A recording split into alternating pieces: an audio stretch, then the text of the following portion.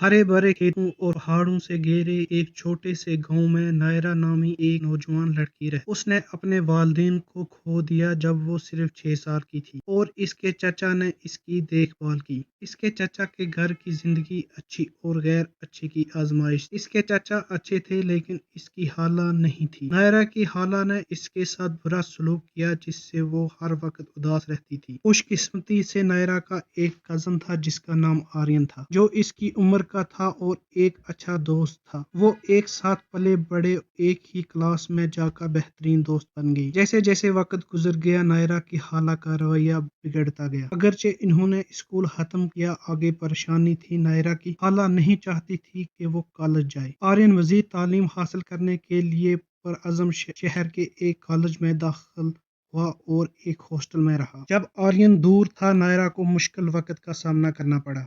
इसके चचा बहुत बीमार हो गए थे और इन्हें सर्जरी की जरूरत। पैसा एक बड़ा मसला था और नायरा घर पर ही रहती, जबकि आर्यन महीने में एक बार वापस आता।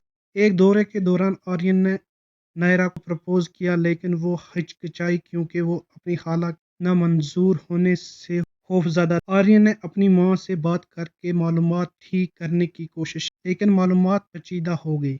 आर्यन के वालिद भी बहुत हो गए थे और इन्हें सर्जरी के लिए काफ़ी रकम की ज़रूरत। आर्यन की माँ छुप कर रकम हासिल करने में कामयाब हो गई।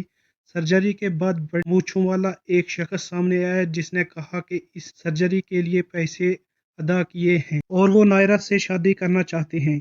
नायरा के चाचा ये जानकर हैरान रह गए कि इनकी बीवी ने बताए पैसे ले लिए। इस शख्स ने दुगनी रकम का मुतालबा किया या परेशानी की धमकी। एक इंतहाई अफसोसनाक फैसला में नायरा अपने चचा को बचाने के लिए इस शख्स से शादी करने पर राजी हो गई। आर्यन इस सब से बेखबर नायरा को गायब पाकर वापस आया। जब इसे हकीकत मालूम हुई तो वो बहुत रोया।